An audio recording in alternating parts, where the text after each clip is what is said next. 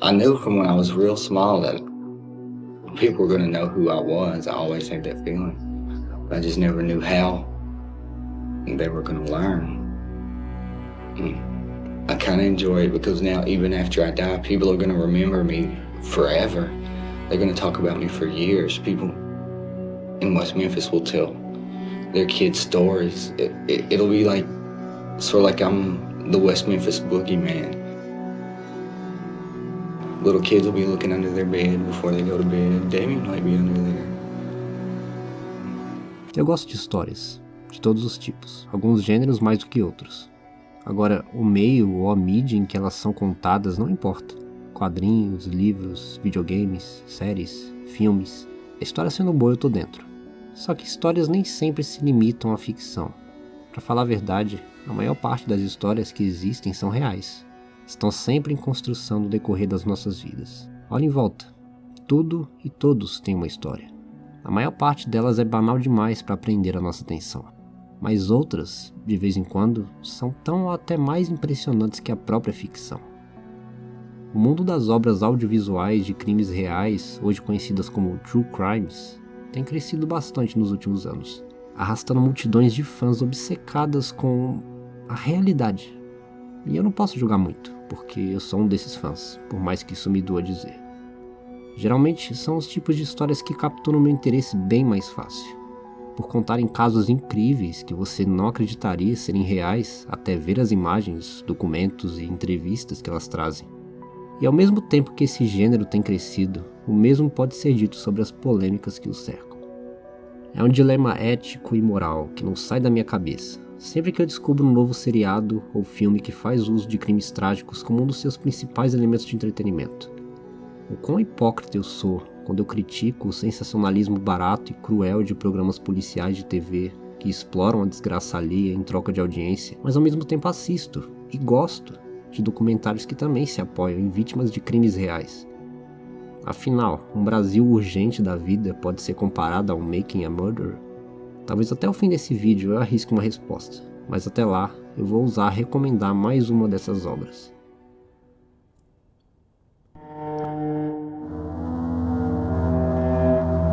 A trilogia de documentários da HBO, Paraíso Perdido, pode ser difícil de assistir.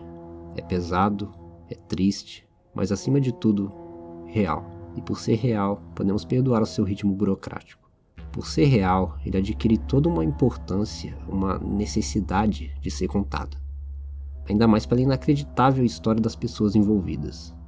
O primeiro filme, Paraíso Perdido, Assassinato de Crianças em Robin Hood Hills, de 1996, acompanha o julgamento de 3 adolescentes acusados de torturar e matar 3 crianças, enquanto o segundo e terceiro filme, Paraíso Perdido 2, Revelações, do ano 2000, e Paraíso Perdido 3, Purgatório, de 2011, mostram o desenrolar do caso ao longo de quase 20 anos.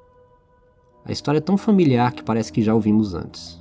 3 crianças de 8 anos, Steve Branch, Christopher Byers e Michael Moore, desaparecem enquanto andavam de bicicleta pela vizinhança da pequena cidade de West Memphis, no Arkansas. Na manhã seguinte, seus corpos são encontrados em uma área de mata fechada perto de um riacho, com aparentes sinais de tortura. Rapidamente, Jesse Misskelley, de 17 anos, é detido e levado para interrogatório. E lá confessa que ele e mais 2 jovens, Jason Baldwin, de 16, e Damian Eccles, de 18, cometeram um crime, torturando e sacrificando as crianças como parte de um ritual satânico.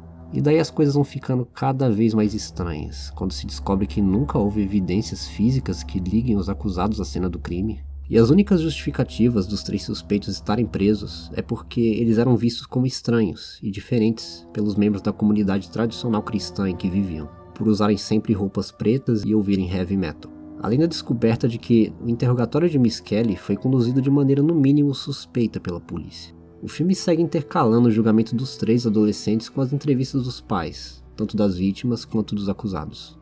E são nesses momentos que o filme mostra o seu lado mais humano, do que diz respeito a emoções autênticas.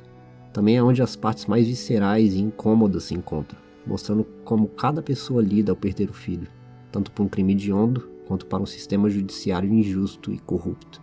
com entrevistas comoventes dos familiares, uns que desabafam e expressam tudo o que sentem sem censura sobre os supostos assassinos, e outros que tentam conciliar seu ódio e revolta à sua crença cristã de perdoar e ser misericordioso. São em momentos difíceis, mas do ponto de vista do comportamento humano interessantes como esses, que acabamos conhecendo o personagem da vida real mais intenso e curioso de toda essa história.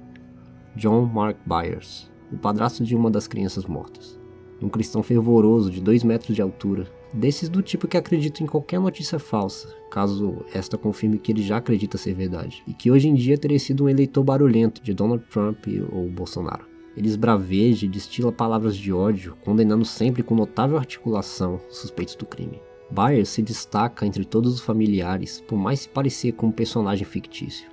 Suas aparições na frente da câmera são sempre performáticas e chegam a parecer ensaiadas e atuadas, como uma peça de teatro brega. Ele mostra e diz com clareza como atiraria para matar cada um dos suspeitos, atia fogo na mata fechada enquanto esbraveja e grita para os céus, prometendo que vai cuspir na cova dos assassinos do seu afilhado.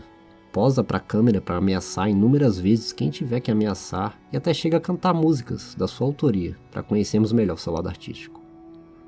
Mesmo assim, nenhum desses momentos parecem falsos. Byers pode ser uma caricatura humana ambulante, mas seus sentimentos são sempre honestos, mesmo que performáticos. Ele tem suas horas de vulnerabilidade também. E é aí que esquecemos um pouco do seu lado canastrão patético, o vemos humanizado e nos lembramos que ele é um homem que perdeu o afilhado e sofre como qualquer um sofreria. A jornada de Byers é a mais interessante de testemunharmos aqui. Se compararmos o ele do primeiro filme com o ele do último filme, sua transformação é mais que nítida. É surpreendente. É o mais perto de um arco de personagem que temos aqui. Outro personagem interessante é Damien Echols, o mais velho dos suspeitos. Um jovem inteligente, autoconfiante, eloquente e de gostos e personalidade que deixaria qualquer cristão fanático de cabelo em pé. Em toda entrevista na frente da câmera ou na frente do júri no seu julgamento, Damien demonstra tremenda tranquilidade e sabe que está ali principalmente porque é visto como pária pela comunidade que vive. Simplesmente por gostar de ouvir Metallica e Megadeth, vestir-se de preto, preferir a prática da Wicca ao cristianismo tradicional e ler livros de Stephen King e Aleister Crowley ao invés da Bíblia. Com a notoriedade do caso, que ganhou mais visibilidade graças ao primeiro filme, algumas celebridades se envolveram ativamente na luta por justiça. Dentre elas, Johnny Depp, o vocalista do Pearl Jam, Ed Vedder, Peter Jackson e a banda Metallica, que por sua vez concedeu o direito aos realizadores de usarem suas músicas como trilha sonora da trilogia, o que particularmente foi um chamativo a mais para que eu conhecesse esses filmes.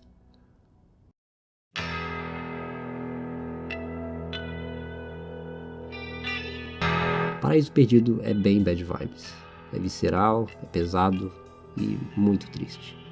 Foi o segundo documentário ao lado de Making a Murderer que me fez me sentir mal pelo mundo em que vivemos. E me deram uma insegurança e ansiedade legítimas de que não importa o quão civilizado e correto você viva a sua vida, você sempre vai estar à mercê de autoridades que podem tirar tudo de você de uma hora para outra e saírem impunes.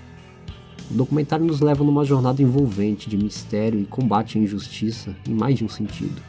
Nos apresenta personagens reais interessantíssimos, nos mostra a evolução deles ao longo de 20 anos e nos dá um final agridoce que revolta, mas ao mesmo tempo alivia de uma certa maneira. Só um aviso para quem se interessou e quer assistir a Paraíso Perdido. Cuidado você que for mais sensível a imagens fortes. Porque logo de início, no primeiro filme, já nos primeiros 2 minutos, eles escolhem mostrar os corpos das crianças exatamente como foram encontrados na cena do crime. Tá tudo lá, exposto, para qualquer um ver. E eu não me sinto bem divulgando a existência dessas imagens, mas eu acredito que essa trilogia carregue algo muito importante e que pode salvar a vida de muitas pessoas no futuro. Talvez seja isso que diferencie obras true crime de programas de TV sensacionalista estilo Datena, mesmo que os dois compartilhem características negativas. Filmes e séries como Paraíso Perdido e Making a Murderer estão lá com o principal objetivo de jogar a luz a esses casos, revelar o que muitos poderosos querem esconder e alertar as pessoas de que histórias como a dos 3 condenados de West Memphis e das 3 crianças existem e exigem atenção.